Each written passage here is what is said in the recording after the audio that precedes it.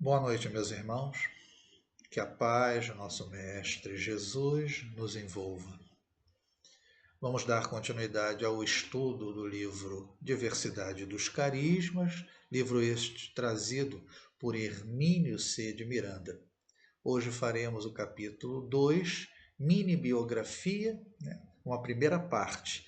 E essa primeira parte será composta pelo item 13, Reflexões sobre a humildade, e o item 14, mediunidade como trabalho de equipe.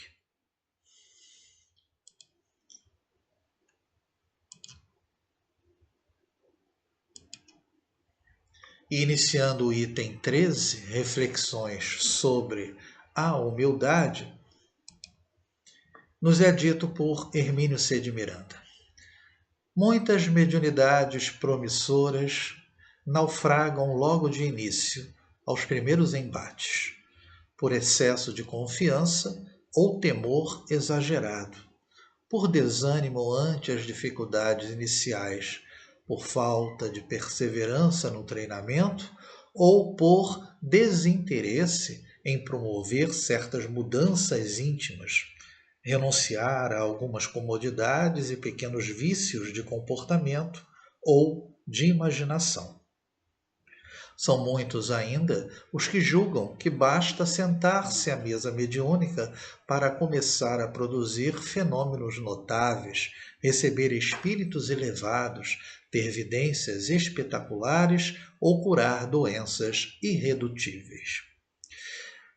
Inicialmente, nesse primeiro trecho lido, Hermínio descreve os diversos fatores, que fazem com que a pessoa, muitas vezes, fracasse no início da busca pela educação mediúnica, por realizar um processo de desenvolvimento nesse sentido. E é importante a gente destacar que alguns, de maneira muito iludida e ilusória, imaginam serem médiums, às vezes, com capacidades fenomenais. Isso é um grande erro e nós vamos observar ao longo do estudo o quanto importante, de uma certa forma, é ter uma boa vontade no sentido de seguir e trabalhar naquilo que for possível. Continuando, ele nos diz nada disso, nada da ideia de ser algo maravilhoso, na mediunidade, no sentido de fenômenos. Ele continua: a primeira atitude a adotar-se, seja ou não este conselho tido como pregação, é a de humildade. Não pense que sua mediunidade vai abalar o mundo ou servir de veículo a revelações sensacionais. É mais fácil perder-se uma oportunidade de exercício mediúnico razoável pela vaidade do que por qualquer outro obstáculo. E mais desastroso, porque em vez de uma contribuição modesta, porém positiva, optamos pelo desacerto. Na verdade, ele coloca aqui um grande problema, do ser humano de um modo geral, a questão da vaidade. E por questões de vaidade, perde-se grandes oportunidades. E no exercício mediúnico é um fato. Por isso que ele coloca, seria mais interessante aceitarmos a nossa limitação mediúnica, vamos dizer assim, em determinados aspectos, mas desenvolvermos esse pouco que possuímos, mas que seria algo positivo, quer dizer, seria algo útil, mas muitos optam pelo desacerto ou simplesmente por desistirem. No sentido de darmos como exemplo, e fica difícil não falarmos dele, de Chico Xavier. Quando se trata de humildade, Chico nos vem à cabeça, né? Nesse livro, No Mundo de Chico Xavier, que são entrevistas, muito, né, que ele fazia isso, e tentando, às vezes até um pouco se sentindo desconfortável com essas entrevistas. Nesse livro trazido por Elias Barbosa, num questionamento no número 12, né, é perguntado como se sente ao ver transcorridos 40 anos de atividade mediúnica. E vejam que Chico responde: aos 40 anos de mediunidade, reconheço que não tenho trabalhado tanto quanto deveria, ao mesmo tempo que me vejo cada vez mais longe do tipo de médium ideal que os benfeitores espirituais desejariam que eu fosse. É um verdadeiro exemplo de humildade, né? Vocês imaginem Chico Xavier, um ícone dentro da doutrina espírita, pela sua capacidade mediúnica, mas principalmente por esse comportamento, né, humilde, dizendo-se que se sente longe do tipo de médium ideal que os benfeitores espirituais desejariam. Imaginem, me desculpe falar, pelo menos de maneira pessoal, imagine como eu devo me sentir. Eu não devo me achar um médium extraordinário, mas o que nos é colocado por Hermínio é que, apesar das nossas limitações, das nossas dificuldades, nós podemos aproveitar aquilo que possuímos, mesmo que de maneira pequena, em termos de capacidade, né, de fenômenos, de mediunidade, para algo positivo, né? E não fugirmos da tarefa, né? Por desejarmos sermos mais do que podemos, né? E Chico Xavier é um exemplo de humildade por essas palavras colocadas e pela própria passagem dele aqui no plano carnal, nessa missão que ele teve, né?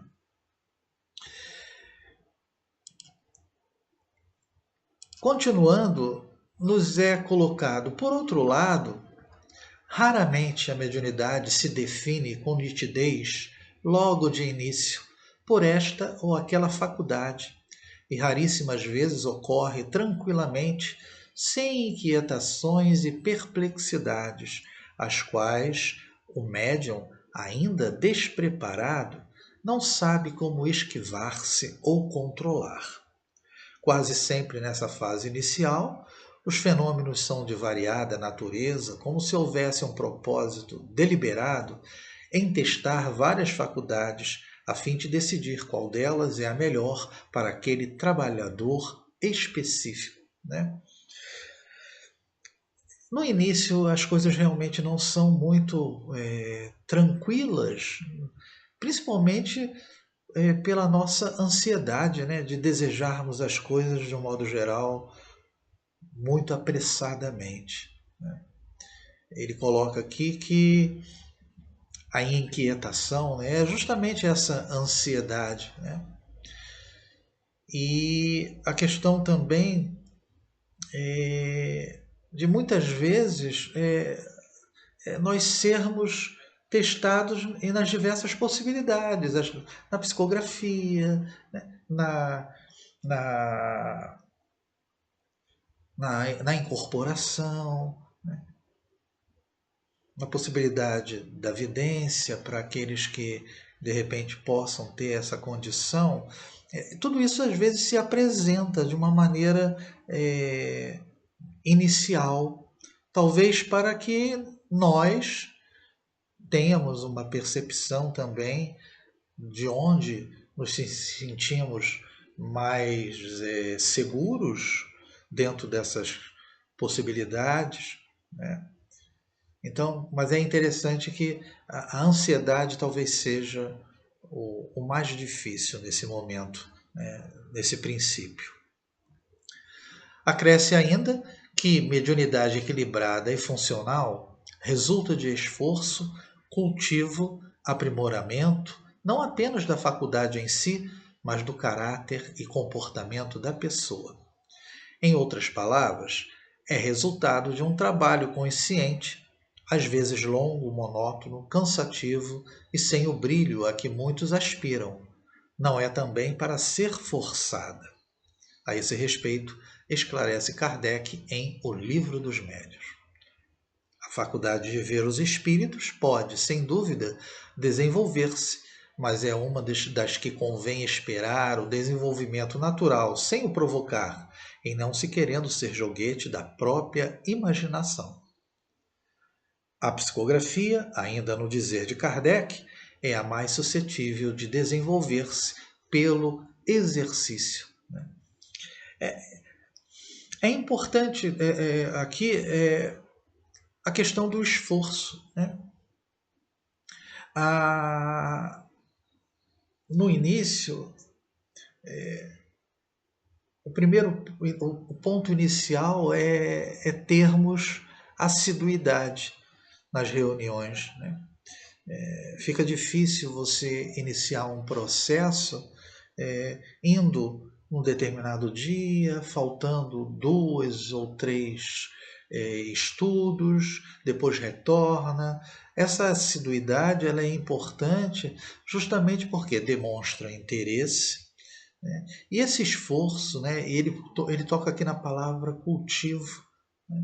Porque a mediunidade ela tem que ser trabalhada lentamente, acompanhada por uma mudança nossa de comportamento, que a gente vai ser dito mais à frente, e para isso exige-se da pessoa desejo verdadeiro de mudança. E muitas vezes isso não ocorre. Né? O trabalho consciente, às vezes longo e monótono, cansativo e sem o brilho a que muitos aspiram. Isso é o quê? É a nossa condição íntima, né, na observância, no estudo isolado, né, íntimo, né, no nosso lar, porque não basta apenas você estar na casa espírita ou nos estudos realizados nos dias específicos na casa espírita. É necessário que você também, dentro da medida do possível, se prepare no seu lar, nas horas vagas, né, através das leituras. Isso para que crie em nós essa ambiência, vamos dizer assim, né? Nos ambientando com aquilo que a doutrina nos diz, né? E quando nós chegamos para o estudo, muitas vezes já estamos preparados, ou pelo menos já temos noção do assunto. Isso é sempre muito importante. Exige esforço, exige muitas vezes abnegação também. O codificador recomenda, pois, o desenvolvimento natural para várias faculdades. Né? Então, ele coloca que o desenvolvimento natural em relação à vidência. Né? Ele coloca que esse é um tipo de fenômeno, né? De natureza, de capacidade, que deve se deixar que as coisas ocorram de maneira natural, porque a forçação de barra, nesse sentido, leva a uma ideia de estarmos imaginando alguma coisa, né? Visualizando algo que, na verdade, não é nada referente à vidência. Por outro lado, ele comenta da psicografia, que essa é mais talhada para que possamos exercitar, né?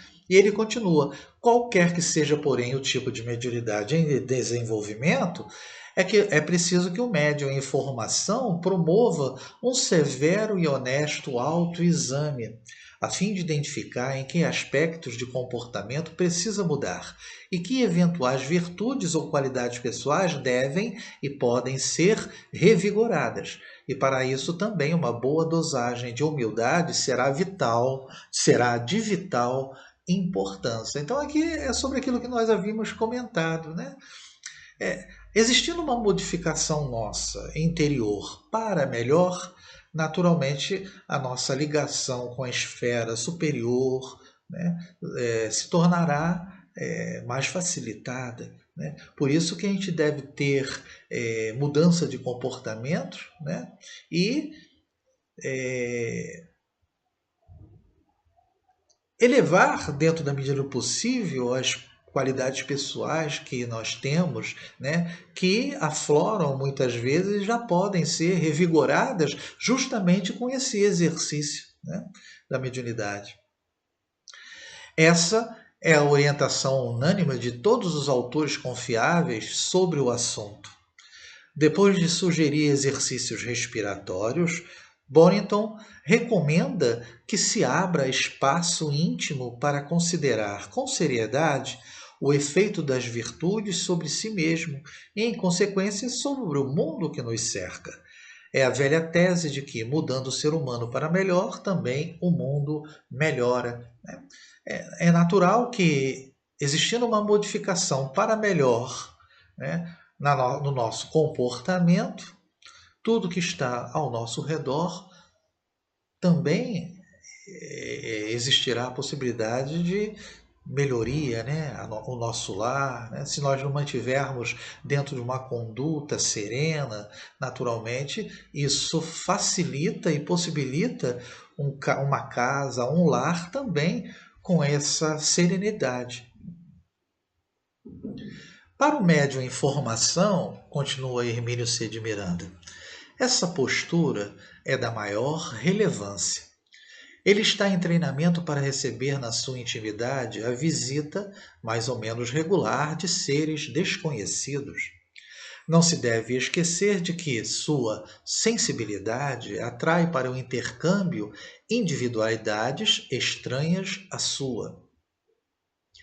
Esforçando-se por viver, não um clima de santidade impossível, mas de honesto propósito de servir com o que tem de melhor em si, estará atraindo aqueles que têm afinidades com esses propósitos e não os que, ainda desarmonizados, só lhe poderão criar dificuldades adicionais.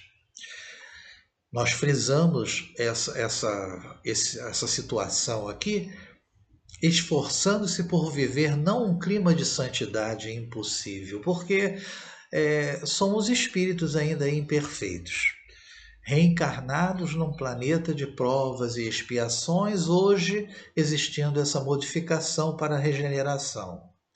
É natural que não tenhamos um comportamento tão santificante assim, né? Então não há como a gente fugir da nossa natureza, mas podemos sim, com o nosso esforço, né, ele coloca ali propósito de servir com o que tem, com o que temos em que sentido? Com as possibilidades mediúnicas ainda pequenas nossas. Né? Isso é algo que ele frisa de maneira muito importante, né? Aceitando as nossas limitações, mas tendo boa vontade para servir. Dessa maneira e com esse pensamento, a nossa ligação, essa sintonia nossa, essa maneira de pensar, atrairá o quê? Irmãozinhos que também têm esses propósitos iguais, né? Se estivermos do outro lado, aqueles voltados para a vaidade, nós vamos entrar em sintonia com os desarmonizados. Né? E natural, teremos grandes dificuldades. Né? E prosseguindo, nos é dito, meditação em torno de temas como amor, sabedoria e conhecimento, escreve Borington, e sobre os métodos para consegui-los, devem, portanto, acompanhar todo o trabalho de desenvolvimento da mediunidade.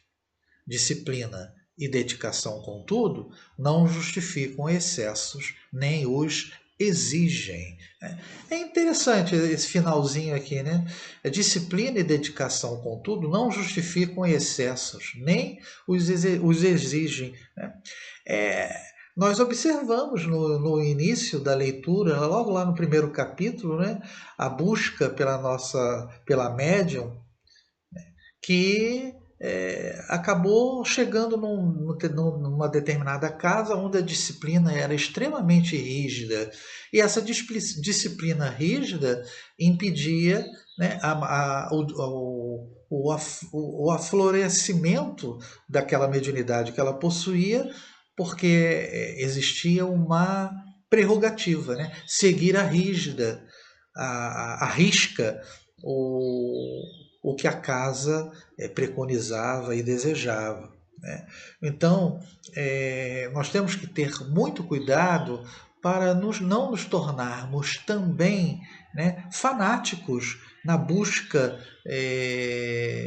imperiosa de desejar um desenvolvimento mediúnico que nem sempre vem de maneira rápida, né? Então isso é um cuidado que a gente tem que ter. Por isso que temas com relação a amor, sabedoria e conhecimento, né, devem ser sempre lidos para que isso nos dê uma base muito sólida para prosseguirmos na caminhada, na missão do medionato, né? O exercício da mediunidade desde o início acarreta certo desgaste energético, que, embora nem sempre seja percebido pelo médium, é uma realidade que não pode ser impunemente ignorada. Tal exercício é usualmente à margem e em adição às atividades normais da vida, como trabalho profissional ou doméstico, por exemplo.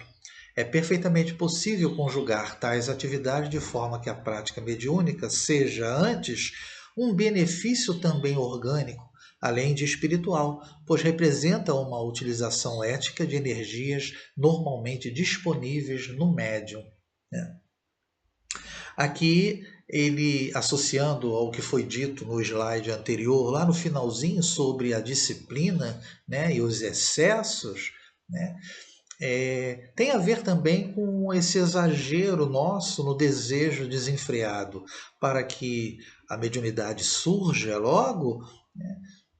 A busca de ficar o tempo todo se desgastando energeticamente no exercício da mediunidade. Tudo tem o seu equilíbrio, a sua dosagem, né?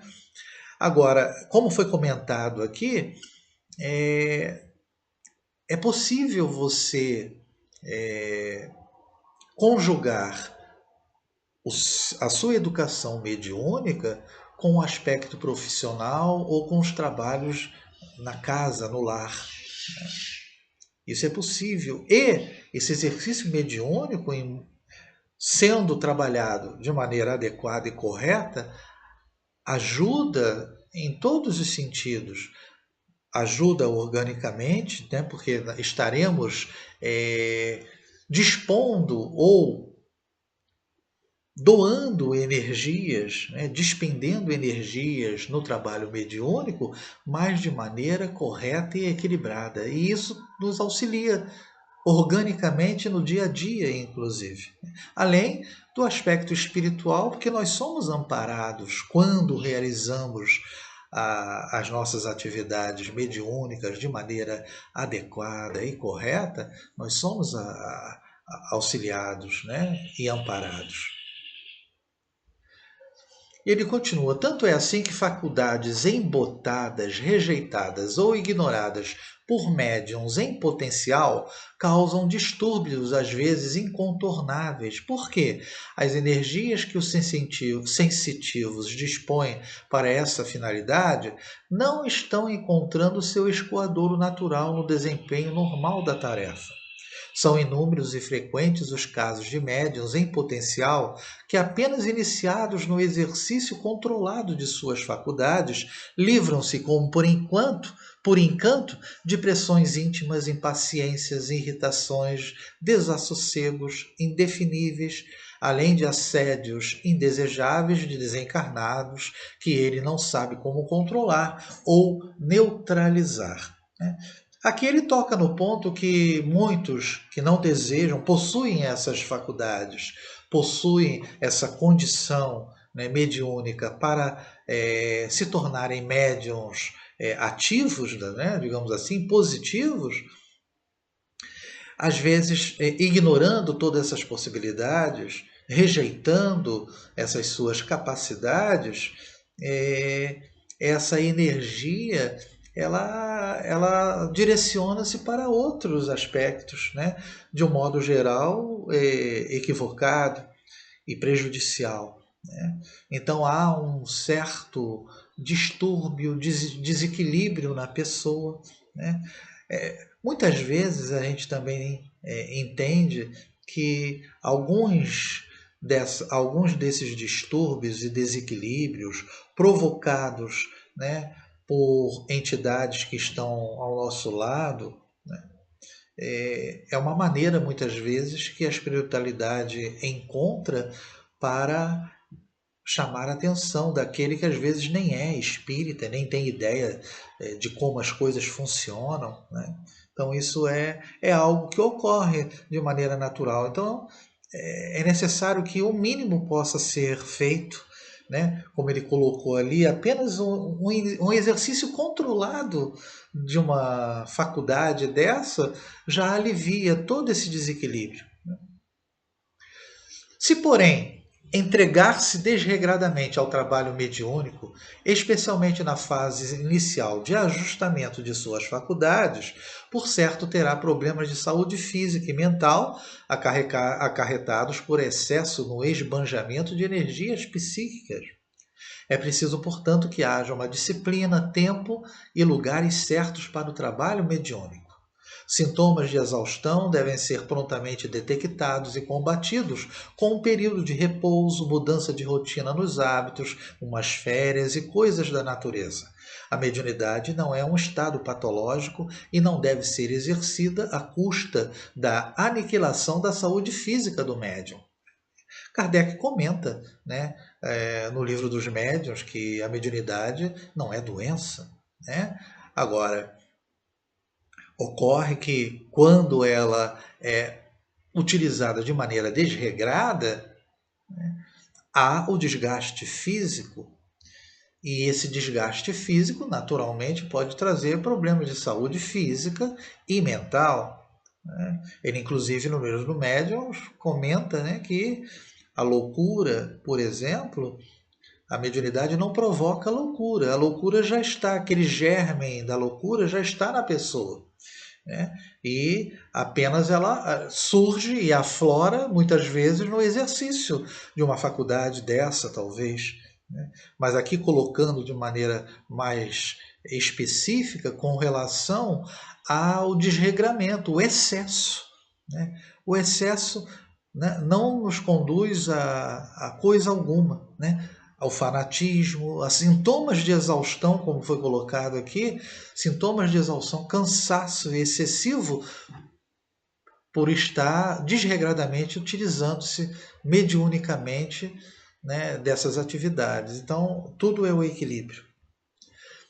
A mediunidade é, por certo, um privilégio no sentido de que constitui importante concessão ao espírito encarnado que deseja acelerar seu processo evolutivo, servindo ao semelhante, mas não coroa esse cetro a conferir poder sobre os demais, halo de santidade para ser admirado ou virtude pessoal para ser louvada. É apenas uma faculdade natural para ser utilizada como instrumento de trabalho. Por que iria o telefone sentir-se orgulhoso apenas por transmitir a voz humana por seu intermédio? Se assim fosse, a televisão teria direito a uma parcela maior de vaidade, porque, além da voz, transmite também imagem, cor e movimento. Bem, aqui mais uma vez ele toca na questão da vaidade, né, do orgulho, né, de sermos médiums, né? Somos apenas instrumentos, né? E como instrumentos somos utilizados para o bem, para servir. Então não é nada de maravilhoso, não somos especiais, né? Não coroa e cetro a conferir poder sobre os outros semelhantes, né? Isso é importante porque é um motivo de queda e de risco, né? Que inclusive faz parte do item 15 que será estudado semana que vem, né? Não é também um bem que se possa adquirir como mercadoria com embalagem vistosa pronta para consumo. Não é sequer consequência natural de mais apurada sensibilidade, embora a sensibilidade seja um dos seus principais ingredientes. São muitos os que querem ser médiuns de qualquer maneira, mas não estão preparados para aceitar as renúncias e devotamentos que o desenvolvimento e a prática da mediunidade exigem de cada um. Daí muitas impaciências e até ressentimentos ou ciúmes. Por que fulano tem faculdades tão notáveis e eu não posso tê-las? Por que não posso psicografar mensagens como de Beltrano? Ou curar males orgânicos como a sincrana? Será que vou ficar a vida inteira somente traçando rabiscos ilegíveis no papel? Ele descreve situações práticas, né, que realmente ocorrem com muitos, a questão do ciúme, né, mas muitos desejam, né, psicografar mensagens, curar, né, escrever fluentemente psicografias, mas não querem renunciar a nada, né? Não querem se modificar, não querem ter esforço, né? Não é algo como nos coloca de maneira, digamos assim, entre linhas. A mediunidade não é algo que vem formadinho numa caixa onde você simplesmente abre e começa a escrever, a ver e a ouvir os espíritos, né? Então, é algo que exige trabalho. Em verdade, se a faculdade não está programada para você, não adianta forçá-la. Agora ele vai entrar num ponto interessante, né? Busque outra tarefa na qual você poderá sair-se até muito bem, como por exemplo a do passe magnético ou a do trabalho social. Ou simplesmente compareça à reunião mediúnica para dar a sua presença. Sim, mas acima de tudo, o seu amor. Os espíritos não criam a mediunidade para você segundo as suas aspirações e até ambições. Eles apenas se utilizam de recursos já existentes em você para realizarem tarefas comuns de serviço ao próximo. Se você não dispõe daquele mínimo necessário sobre o qual eles possam construir alguma coisa, desista da mediunidade desejada e dirija seu esforço e boa vontade para outra direção. Afinal de contas, a mediunidade é apenas um dos muitos caminhos para a evolução, né? Então, é importante, né, aqui. As pessoas às vezes ficam tristes até. Poxa, eu estou há tanto tempo no processo na educação mediúnica e não sinto nada, não faço psicografia, não vejo, não incorporo, não falo, não consigo ter nada. E aí desiste, né? Sai da casa, não quer mais saber de nada, ou troca achando que a casa que ela está no momento atual não é tão forte assim, aí vai para uma outra achando que a outra é mais organizada, é melhor, e as coisas não ocorrem dessa forma, né? É interessante quando ele coloca, né? Vai para o passe magnético, né?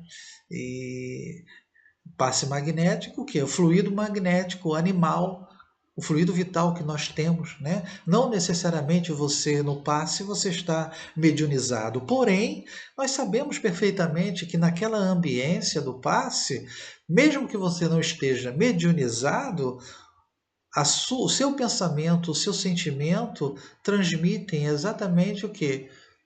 Fluidos positivos a todos aqueles que estão ali recebendo essa contribuição, essa sua doação. Sem contar no trabalho social tão necessário na casa, né? No auxílio aos necessitados, né? Todo o trabalho na casa espírita ele é importante, né? E a gente vai ter uma noção disso, né? No item 14, né? Mediunidade como trabalho coletivo, né? Algo que é uma verdadeira. O centro espírita podemos considerar uma verdadeira colmeia, né? Então, todos são importantes, né? Do dirigente ao aquele indivíduo que participa e auxilia na limpeza da casa, né? Todos nós estamos contribuindo para que o trabalho funcione, né? E a espiritualidade, naturalmente, por trás disso tudo, fazendo o seu papel, né? E, como ele coloca aqui no final, né, a mediunidade é apenas uma fase disso tudo. E aqui estamos de volta ao tema da humildade.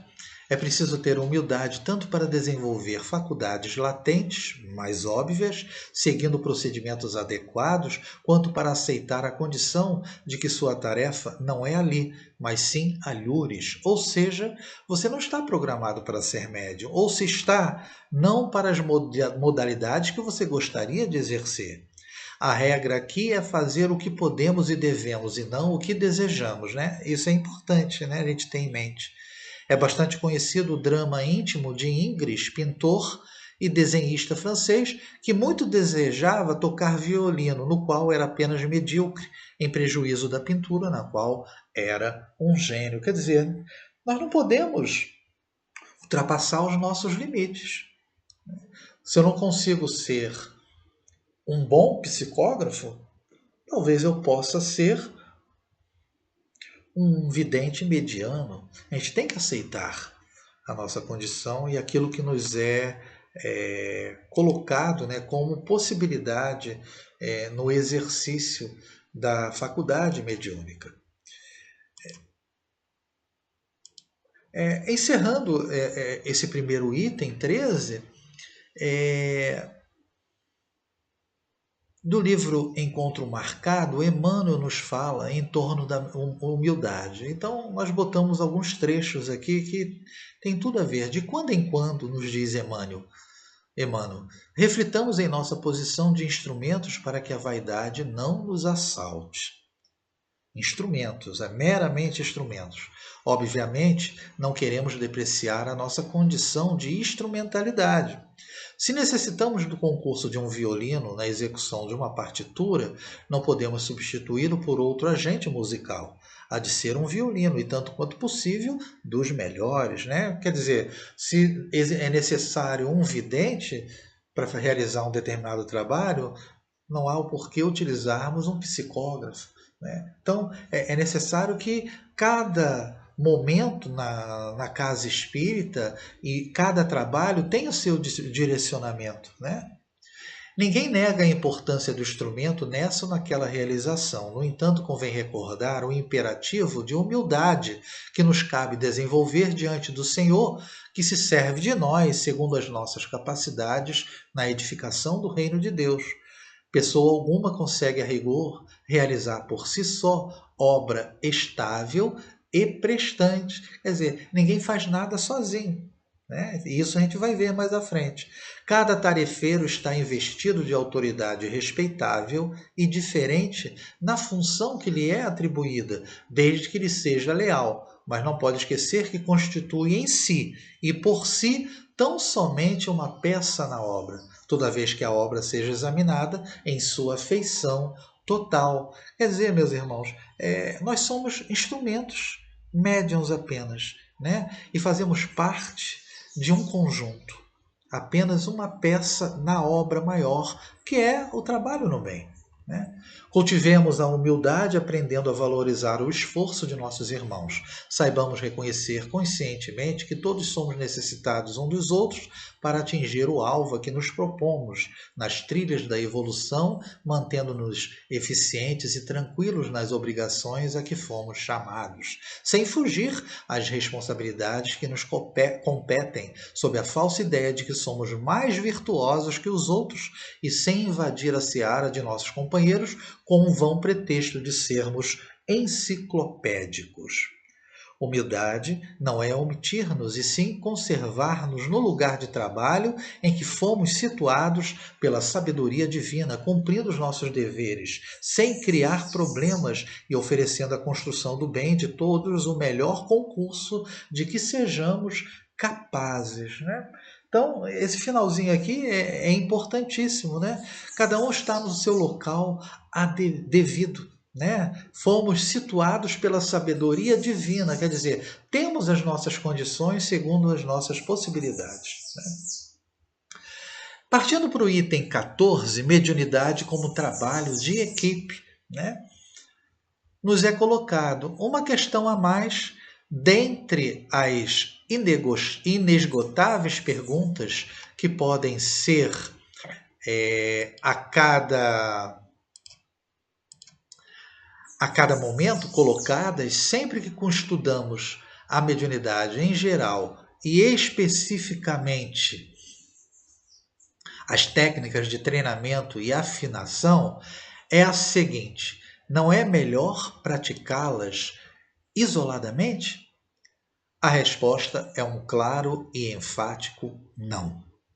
É bem verdade que o silêncio e o recolhimento são considerados essenciais para todas as comunicações sérias, conforme ensina São Luís em mensagem sob o número 23 em O Livro dos Médiuns. Né? Então, vejam, trabalhar isoladamente, não. Né? Aqui ele comenta no Espírito São Luís, e aqui nesse momento do nosso estudo, são vários espíritos que vão trazer as suas. Hermínio C. de Miranda traz pequenos trechinhos, frases, né, do Livro dos Médiuns, no momento das dissertações, lá no finalzinho do livro. Então agora o São Luís aqui foi conhecido como Luís IX, né? Foi o rei. São Luís levou os franceses os princípios dos ensinamentos de Jesus, e o seu reinado trouxe prosperidade para a França e ficou conhecido como o século de ouro de São Luís. Né? Apenas para a gente ter ideia de quem foram esses espíritos que nós vamos ver. E continuando, ele coloca: entenda-se, contudo, silêncio e recolhimento no grupo mediúnico, não na solidão. Aliás, na comunicação anterior, subscrita por Fénelon, consta a observação de que os espíritos não podem ver com satisfação que se conservem no insulamento os médiuns. Então, o que ocorre aqui? Trabalhar ou desenvolver a sua mediunidade isoladamente é um erro, porque o local adequado é na casa espírita. Né? Agora, você ter o silêncio, o recolhimento, no momento adequado. Silêncio e recolhimento no momento da concentração, no momento em que você está na educação mediúnica, na palestra, ao estar ouvindo, tudo isso é necessário. Né? A faculdade que dispõe não se destina a uso pessoal e exclusivo, mas para servir ao próximo. Exercendo tais faculdades em grupos bem harmonizados e atentos, terão sempre a oportunidade de debater com os demais companheiros de trabalho o teor das comunicações e até mesmo o comportamento mediúnico, em vez de correrem riscos de se exporem ao domínio dos espíritos mentirosos que, encantados, ficam com não sofrerem nenhuma fiscalização, conforme diz Fénelon. Então aqui o espírito de Fénelon, né, nos coloca de maneira muito importante o seguinte: a mistificação. Né? Porque você estando num local, um grupo, uma casa harmonizada, o trabalho vai ter o quê? Atenção, vai ter critério, vai ter observância daquilo que está acontecendo. Se você estiver numa casa com essas características diferenciadas, os espíritos mentirosos não sofrem fiscalização. Eles se apresentam, você fala através deles e a sua mensagem é aceita como positiva. Né? Então esse espírito de Fénelon, como nos coloca aqui, traz algo importante nesse sentido. Fénelon, ele foi conhecido como François Fénelon, ele conhecido como Cisne de Cambraia, foi um teólogo católico, poeta e escritor francês, cujas ideias liberais sobre política e educação esbarravam contra o status quo da Igreja e do Estado daquela época. Pertenceu à Academia Francesa de Letras. Status quo, o que quer dizer?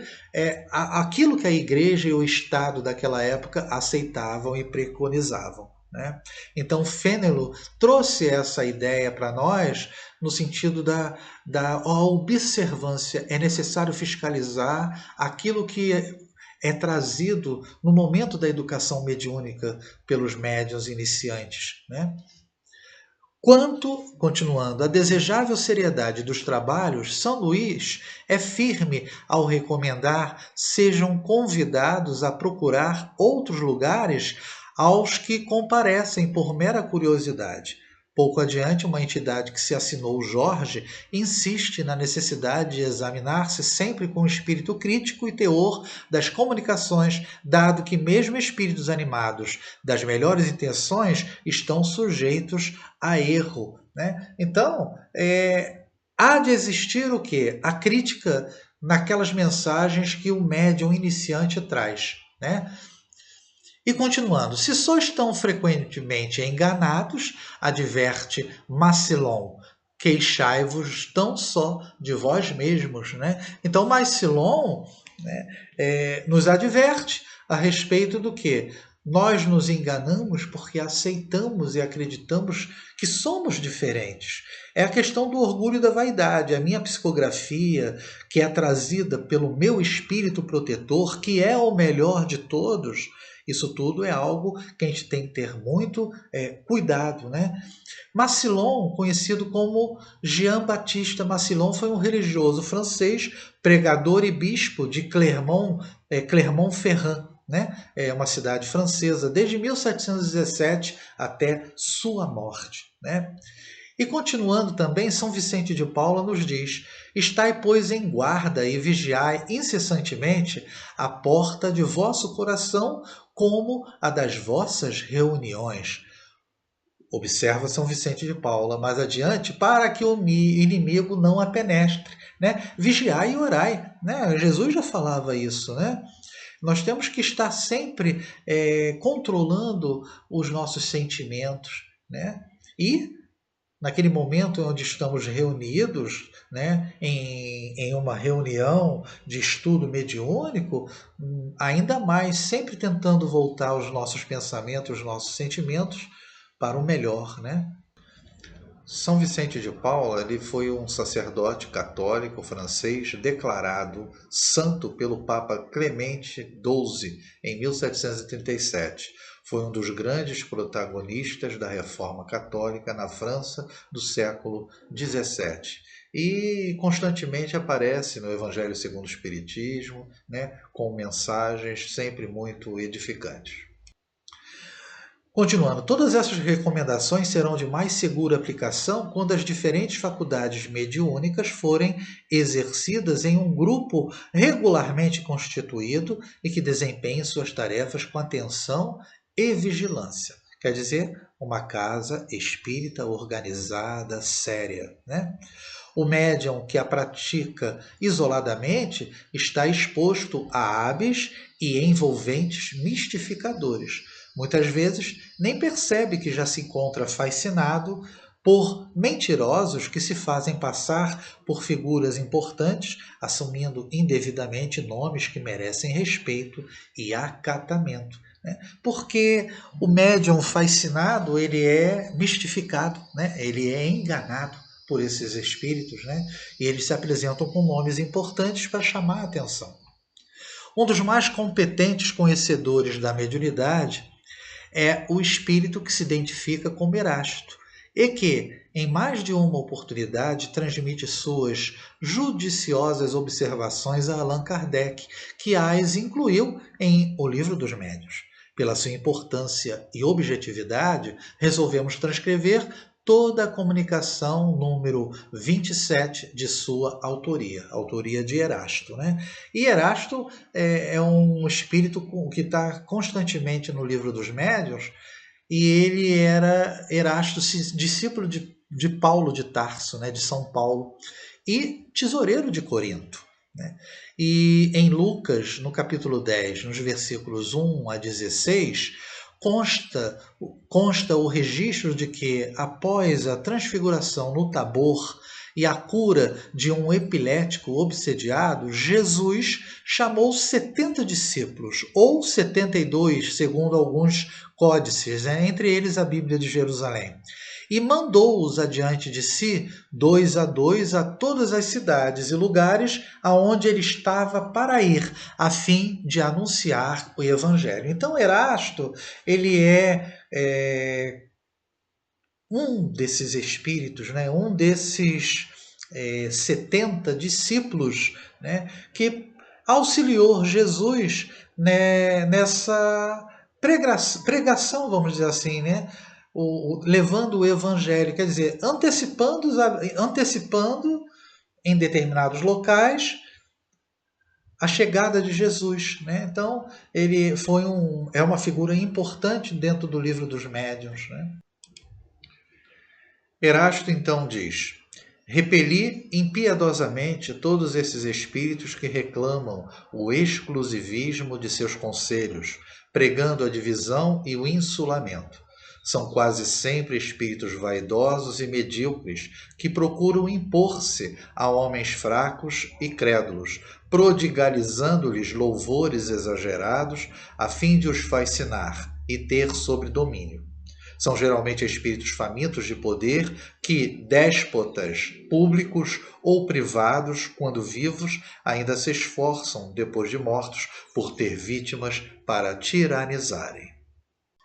Em geral, desconfiai das comunicações que tragam caráter de misticismo e de singularidade, ou que prescrevem cerimônias e atos extravagantes.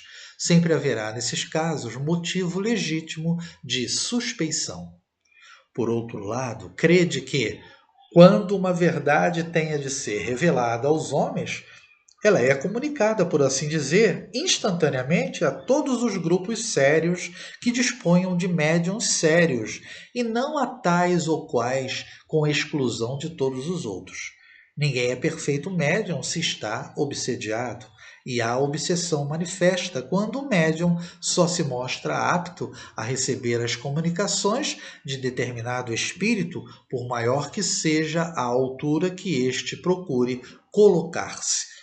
Então, esse trechinho aqui cabe a gente ressaltar, né, que ele coloca, quando há algo a ser transmitido de maneira generalizada para a humanidade, as mensagens vão surgir com o mesmo teor, com o mesmo tema, em vários centros ao mesmo tempo, através de diversos espíritos. O que acontece na fascinação e o que acontece com esses espíritos mistificadores é que eles trazem mensagens de maneira isolada, só eles se comunicam através de um médium, só o que eles escrevem e transmitem é que está adequado e correto. E o médium que está fascinado, né, é um médium doente, ele aceita isso como verdade. Continuando, consequentemente, todo médium, todo grupo que julguem ter o privilégio de comunicações que só eles podem receber e que, por outro lado, estejam adstritos a práticas que orçam pela superstição, indubitavelmente se acham sob o guame de uma das obsessões mais bem caracterizadas, sobretudo quando o espírito dominador se pavoneia com o nome que todos, espíritos encarnados, devemos honrar e respeitar e não consentir seja profanado a qualquer propósito. Então as comunicações vêm com assinadas como Jesus Cristo, né, com nomes importantes e conhecidos, né, que fazem com que as pessoas caiam nessa armadilha e aceitem. Né? É incontestável que, submetendo ao cadinho da razão e da lógica todos os dados e todas as comunicações dos espíritos, fácil será descobrirem-se o absurdo e o erro. Pode um médium ser fascinado, como pode um grupo ser mistificado. Mas a verificação severa dos outros grupos, o conhecimento adquirido e a alta autoridade moral dos diretores de grupos, as comunicações dos principais médiuns, com um cunho de lógica e de autenticidade dos melhores espíritos, farão justiça rapidamente a esses ditados mentirosos e astuciosos emanados de uma turba de espíritos enganadores e malignos. Então, Erasto nos traz esse alerta, né, importante. Né? E observem aqui como algo interessante. Né? O intercâmbio entre as casas espíritas é importante, porque não é só o dirigente da casa que observa que o médium específico está sendo fascinado. Um grupo todo pode estar sendo fascinado. Mas como é que vai ser observado isso? Talvez pelo intercâmbio entre as casas espíritas. Mas, de um modo geral, como foi colocado, o grupo que se acha diferenciado, só ele recebe aquela entidade, só ele recebe mensagens realmente edificantes e diferentes de todos os grupos, esse grupo realmente não vai aceitar essa fiscalização porque ele já está tomado, né, mistificado, como foi colocado por Erasto. Hermínio C. de Miranda, ele encerra esse item 14 dizendo: aí está, pois, sem meias palavras ou obscuridades, a verdade sobre os riscos que acarreta o exercício desordenado ou invigilante da mediunidade, por melhor que sejam as intenções de seus praticantes e participantes. O médium que resolva, portanto, praticar suas faculdades no isolamento estará correndo sérios riscos de envolvimento indesejável com os mistificadores da invisibilidade. Os riscos não cessam, é claro, apenas porque ele se juntou a um grupo bem intencionado, mesmo porque são muitos os que se deixam fascinar com impressionante facilidade por manifestações ou textos habilmente arranjados e atribuídos a nomes famosos e respeitáveis. O que protege médiuns e demais participantes desse tipo de envolvimento é a vigilância e a atenção com o teor, o significado e as implicações das manifestações. Então, Hermínio encerra alertando que um médium, mesmo estando numa casa séria, ele pode se deixar levar também. Porque a mediunidade, apesar de ser acompanhada e ser, digamos assim, bem conduzida numa determinada casa espírita, organizada e séria, é algo individual. Né? Então o médium se deixa levar por aquilo que ele quer, né? E aceita, né? Vamos dizer assim. Né? E isso tudo, de uma certa forma, está atrelado ao orgulho e à vaidade. Por isso que o item 13, falando sobre humildade, alerta a todos nós que nós médiuns somos apenas instrumentos, né, da esfera superior, instrumento de Deus para o exercício de quê? De servir e de fazer o bem.